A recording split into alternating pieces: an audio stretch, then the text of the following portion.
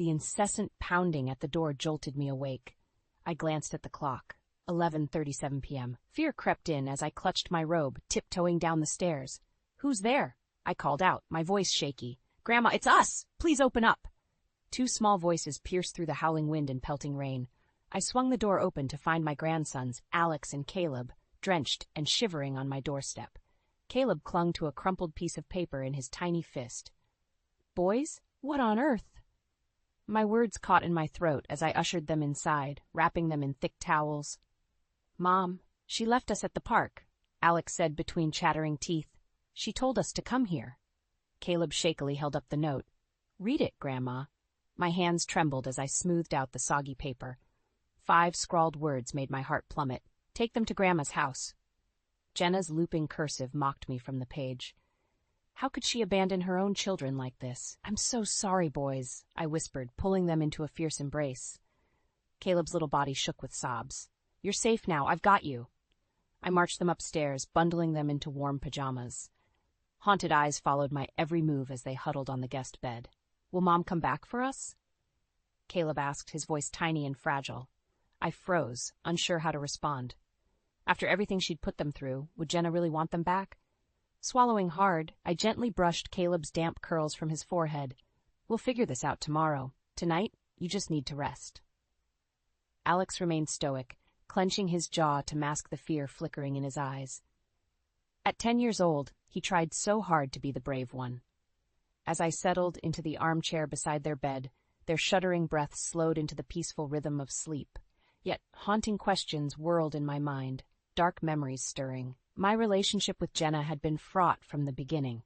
The sweet, loving girl my son Derek fell for vanished after their wedding, replaced by someone manipulative and cold-hearted.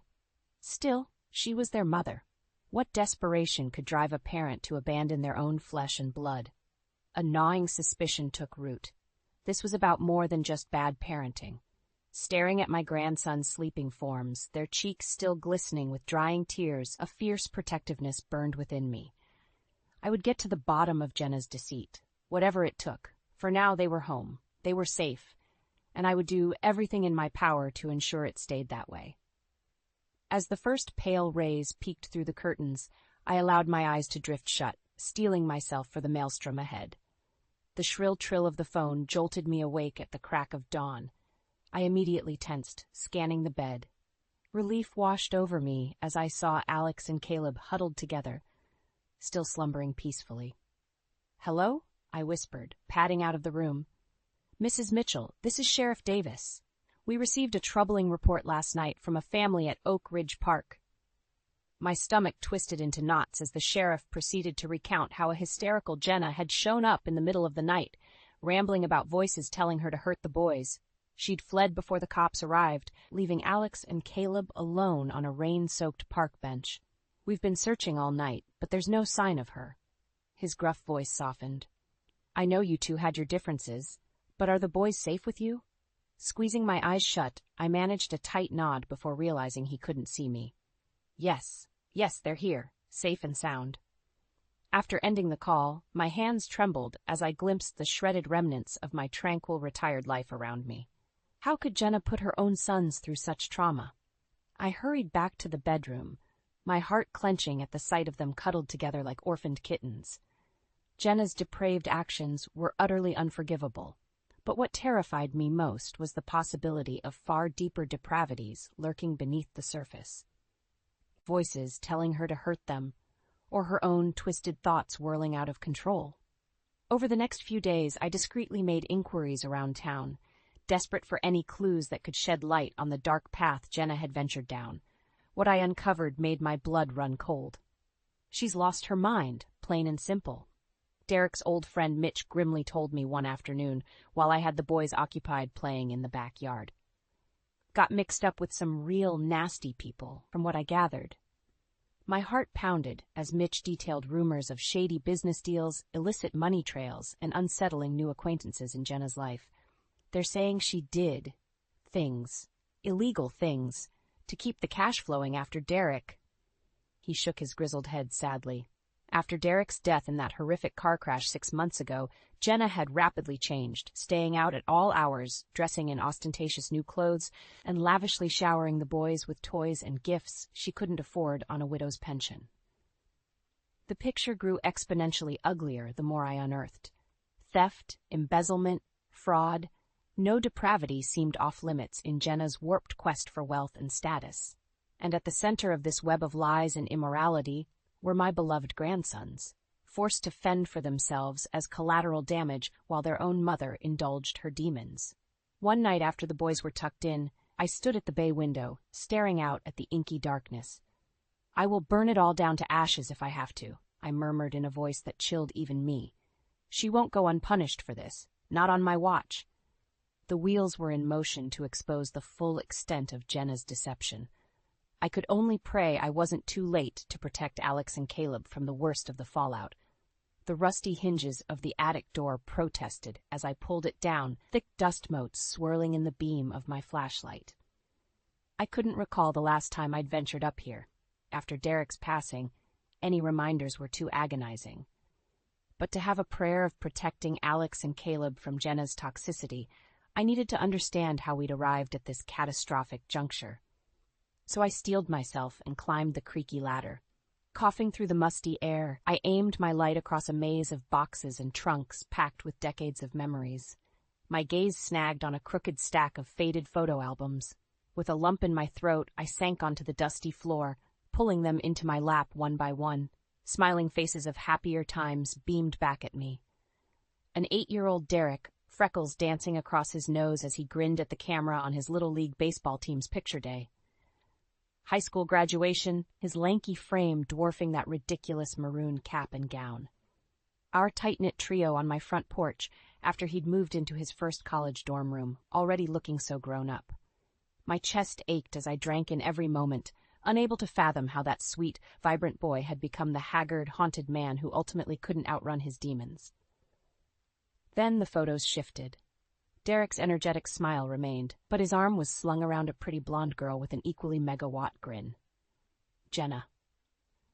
I'll never forget the day he arrived home from university on Christmas break, hands trembling with poorly disguised excitement as he introduced us to his new girlfriend. How her dimpled cheeks and sparkling eyes instantly camouflaged the punkish, asymmetrical haircut and bare midriff that made me inwardly cringe. "She's the one, Mom." Derek had whispered to me in the kitchen that night as she dazzled my husband with some anecdote about hitchhiking through Amsterdam one summer.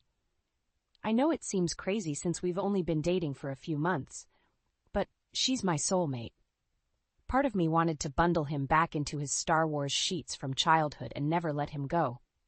But I couldn't ignore the sheer incandescence radiating from my typically brooding son. So I smiled and welcomed Jenna into our family with open arms. How I lived to regret that decision. The subsequent albums told a heartbreaking tale, one of increasing loneliness on Derek's face as the wattage on Jenna's dimmed through their wedding portraits and into the first couple years of their marriage.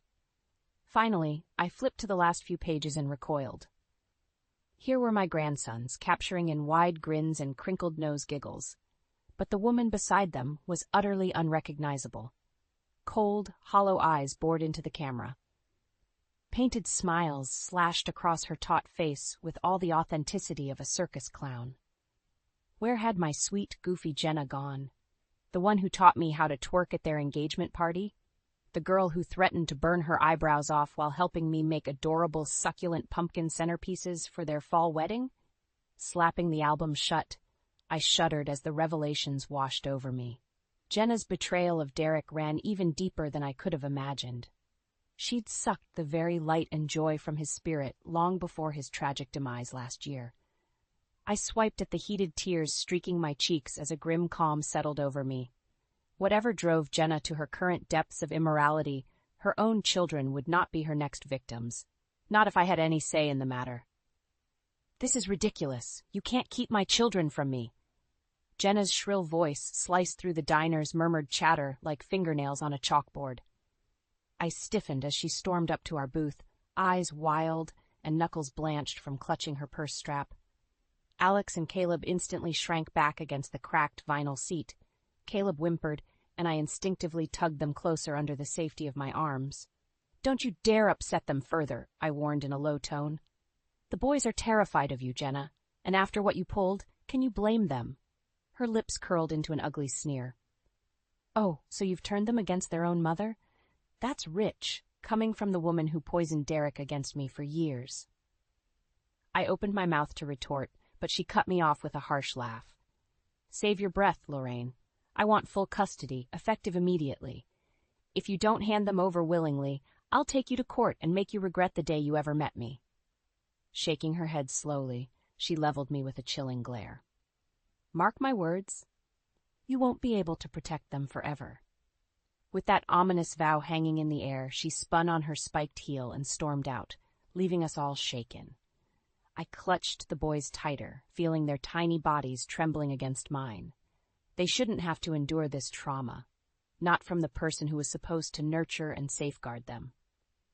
When we returned home, Sheriff Davis was waiting on the front porch, hands shoved in his pockets. We finally got to the bottom of what Jenna's been up to, he said grimly, and it's not good. My heart plummeted as he recounted a twisted web of fraud, theft, and money laundering, all stemming from Jenna's efforts to siphon funds from Derek's life insurance payout after his death.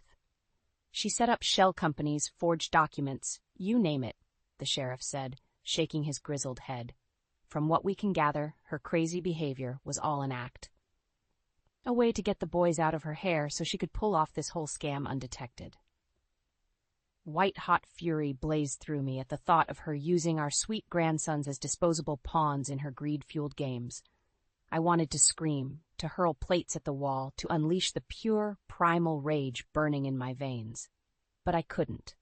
Not with those two sets of fearful eyes, watching my every move, clinging to me as their solitary beacon of stability. So I inhaled a slow, steadying breath. Whatever Jenna's motivations, she's proven herself an unfit parent who's put them in danger. I want full legal custody. Relief flickered across the sheriff's face. I'll make sure our case against her is airtight. You just focus on taking care of those boys. He started toward his cruiser, then paused. And Lorraine, if she tries anything else, you let me know immediately. You hear? I offered a terse nod, then scooped Alex and Caleb into my arms, their small bodies melting into my embrace like they'd never let go. Jenna could hurl whatever malicious threats she desired. I didn't care about her con artist scheming or her vile machinations to line her pockets with my son's hard-earned money. All I cared about were these two precious souls who had already witnessed and endured far too much in their young lives. They were my entire world now. And if Jenna delusionally thought I'd relinquish them without a brutal fight to the death, she was soon to be rudely awakened. So you're really going to fight me on this? Jenna's derisive laugh crackled through the phone line. You senile old bat. I'll bury you. I clutched the receiver tighter, struggling against the flood of rage testing my restraint. If you think I'll let you within a mile of those boys after what you've done, you're delirious. We'll see about that. The smug venom in her tone made my skin crawl. My lawyer is prepping an ironclad case as we speak. You might have been able to manipulate the local cops, but I'd like to see you talk your way out of this in an actual courtroom. The line went dead with an ominous click. I slowly returned the phone to its cradle, steadying my ragged breaths. I'd expected Jenna's threats, expected the nasty accusations and diversionary tactics in a desperate attempt to regain control of her twisted game. But her arrogance made one fatal miscalculation. She had severely underestimated the resolve of a lifelong educator pushed to her limits. As the morning light filtered through the curtains, I studied the two tow-headed figures sprawled across the guest bed, in a jumble of sheets and gangly limbs. Bruises and scrapes mottled their arms, remnants of being abandoned in the park like unwanted pound puppies. But their cherubic faces were finally relaxed in peaceful slumber, no longer etched with fear and uncertainty. In that moment, I vowed to do whatever was required to preserve this newfound serenity they so desperately craved, which meant playing Jenna's macabre game, and beating her at it without hesitation. I strode into the study and booted up my laptop, fingers flying across the keys as I toggled between search engine results for top private investigators near me and local family law attorneys with stellar custody case track records. Time was of the essence if I wanted to mount an unshakable offensive before Jenna beat me to the courtroom battlefield. 2 phone calls and a hurried conference later, and I'd assembled an elite cadre of legal warriors ready to dismantle whatever vitriolic crusade Jenna tried to wage. We're going to rip her facade to shreds from every angle. Annalise, the razor-sharp family law specialist, assured me over steaming mugs of coffee. Money trails, witness statements, a full forensic analysis of her involvement in your son's death. She won't know what hit her. The other woman, Mei Ling, was one of the area's most sought-after private eyes, having cracked countless high-stakes cases with her enigmatic brand of perception and grit. Her obsidian eyes glinted with determination. I already have leads indicating Jenna's scam goes far deeper than just fraud. We're talking organized crime rings, money laundering operations spanning multiple states. There's a good chance she had Derek killed to inherit those insurance funds. A collective chill reverberated around the table. I slowly lifted my gaze, feeling their scrutiny. I don't care what stones need to be upturned or what vermin you need to smoke out, I stated with flinty resolve. That thing is not going to terrorize my grandsons any longer. I want her exposed for the vile, heartless snake she is, and I want those boys to feel safe again.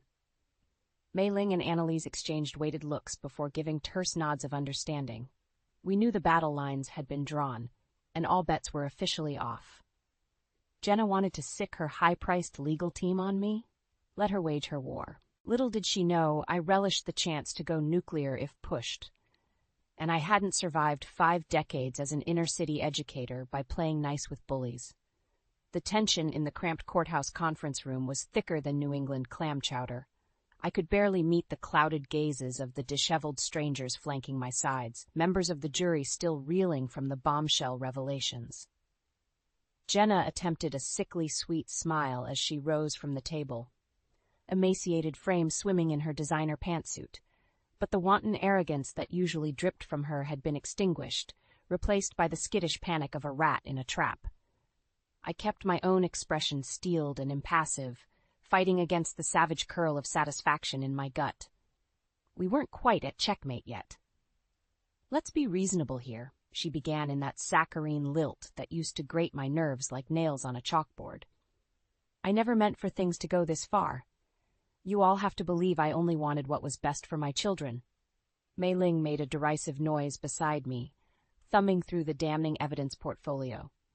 Photos of money trails and encrypted communications between Jenna and a notorious cartel kingpin. Ballistics reports tying the revolver used to kill Derek to one of the mobster's henchmen. A chilling CCTV clip capturing Jenna's vehicle leaving the scene of the accident, moments after Derek's truck plunged over the ravine. Is that so? Mei Ling arched one sculpted eyebrow. Because these financial ledgers suggest you spent over $2 million on designer handbags, high-stakes gambling jaunts to Monaco, and a literal palace in the Dominican Republic, all from the insurance payout after murdering your own husband. Jenna's mask faltered, replacing the sugary syrup with a hiss of venom. You self-righteous vultures wouldn't understand. I was trapped in a loveless marriage, taken for granted at every turn. I deserved those things.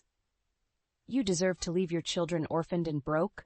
I growled, unable to contain myself any longer. You deserve to slaughter their father, your own flesh and blood, in cold blood? Stay out of this, you cretinous relic, Jenna spat. I had bigger plans, grander wealth waiting on the horizon. Derek was a stepping stone I needed to discard like all the others before him. Besides, it's not like those boys brought anything positive to my life. A collective shudder reverberated around the room.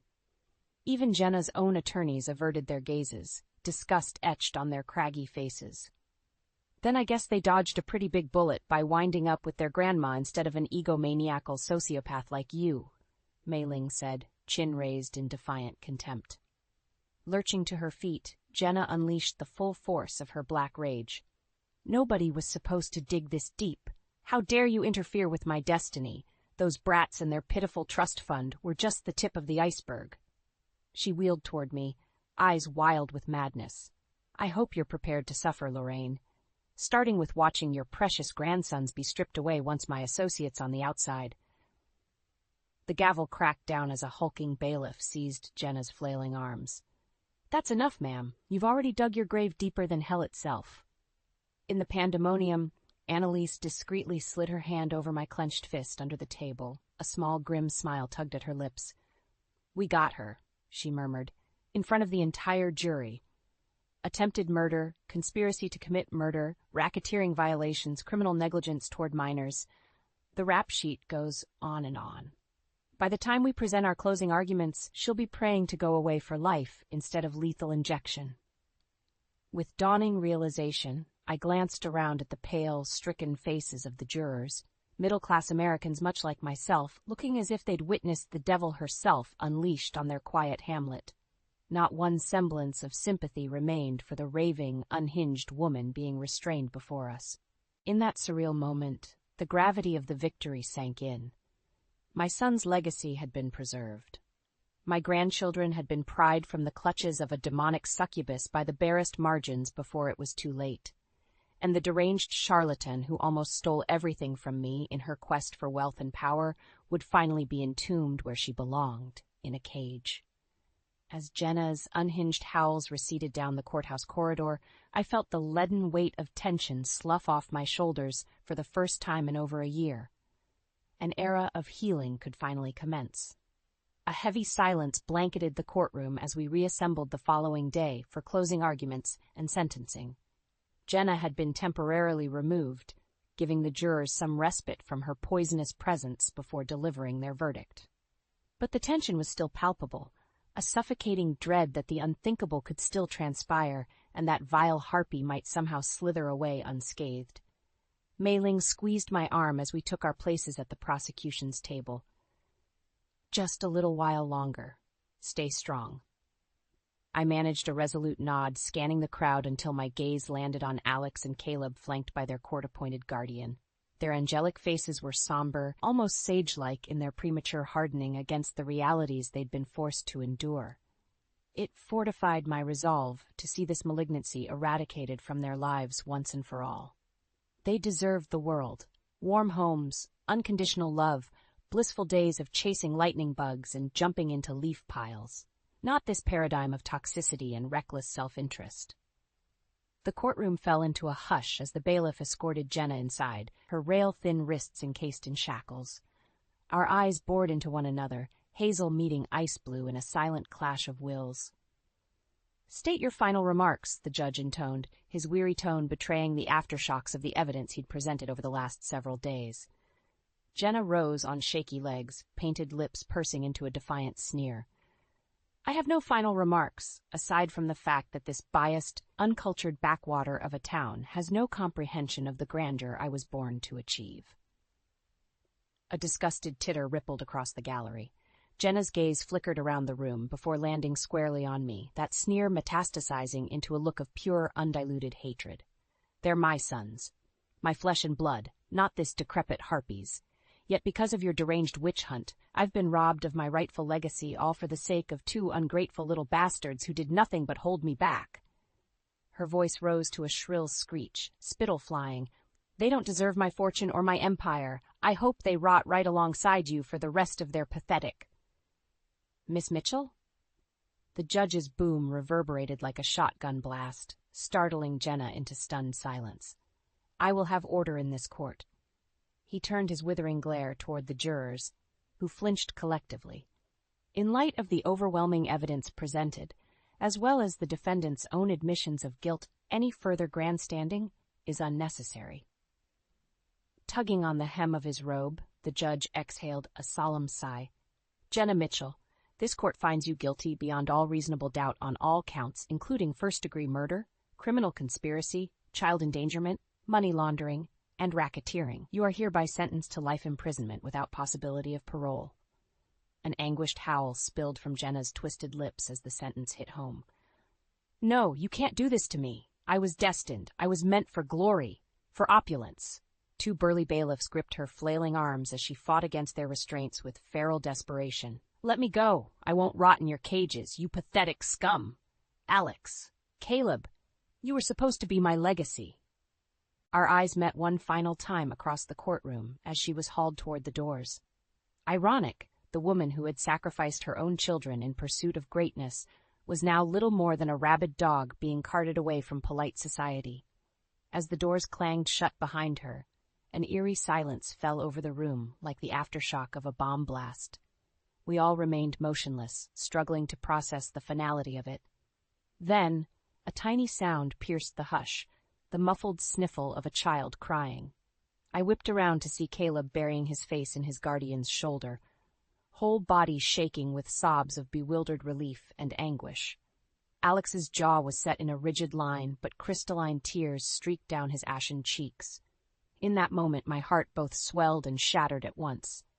No child should ever have to witness such depravity, least of all from the person who gave them life. But as I pulled them both into my embrace, permitting myself to finally unleash the torrent I'd pent up for far too long, I swore on my life it was the last trauma they would suffer. From here, their worlds could only grow kinder and brighter. The spacious backyard was bathed in a warm summer glow as the evening shadows lengthened across the grass. Raucous laughter and the crack of baseball against aluminum echoed through the twilight air. "Heads up, Grandma!" I barely had time to glance over my shoulder before the battered softball whistled past my head, Caleb's voice ringing out in a peal of unbridled mirth. Clutching my chest in mock horror, I shook my head at the now 10-year-old cherub barreling toward me. "You rascal! Where did you learn to throw like that?" "From Alex," Caleb proclaimed proudly, puffing out his narrow chest. "He's teaching me all his pitches so I can make the all-star team next year like him." I ruffled his sandy curls, speckled with grass stains and sweat. "Is that so? Well, you two had better work up an appetite for those famous Mitchell family burgers I'm about to fire up." "Yes," Caleb crowed, bounding across the yard to where Alex stood whipping pitches into an ancient catcher's mitt. At 12 years old, he was rapidly morphing into a young man, all knobby wrists and elbows jutting out at haphazard angles, yet the easygoing smile crinkling his eyes kept the last vestiges of boyish innocence intact. For now. As I busied myself stoking the grill, they resumed their impromptu batting practice, periodic whoops piercing the evening calm. Just a couple of rambunctious boys being boys, the way nature intended. Idly flipping the burgers, I couldn't help but gaze at them with a contented sense of pride and reverence. 2 years ago, they had arrived on my doorstep as skittish, traumatized waifs, their childhoods robbed from them by that soulless, vicious monster. But to see them now, shrieking and tussling on the grass with all the wild abandon of kids their age, it was nothing short of a miracle reborn from the ashes. "Grandma?" I glanced up to find them hovering at the edge of the concrete patio, grass stains crisscrossing their knees and t-shirts askew. Caleb fidgeted in that familiar way he did when broaching a sensitive topic. You don't have any other grandkids, do you? Just us?" My breath hitched slightly as I studied their earnest young faces. It was something I'd never pressed them on, not wanting to risk dredging up memories of that shattered former life. "No, honey," I replied gently. "Just my 2 favorite grandsons." Alex scuffed at the patio with his toe, jaw tightening the way it always did when wrestling with something monumental. "So you wouldn't mind if we didn't want to go by Mitchell anymore?" A pregnant pause stretched between us as my mind whirred, processing the weight of their request. Then Caleb barreled ahead in typical headlong fashion. "It's just, you're not like her, Grandma. And that name, it reminds us of all those bad, scary times we want to forget. We want your name instead, to match our real family." His imploring gaze shimmered with unshed tears, and I felt my throat constrict as the profundity of his plea washed over me. In that moment, I saw the depth of their courage shining through, 2 little warriors who had conquered more darkness than men 4 times their age. Clearing my throat, I turned to give Alex, my solemn, sensitive soul, an opportunity to voice what he'd clearly been mustering for a while. He held my gaze steadily. "Mitchell was never who we really were anyway.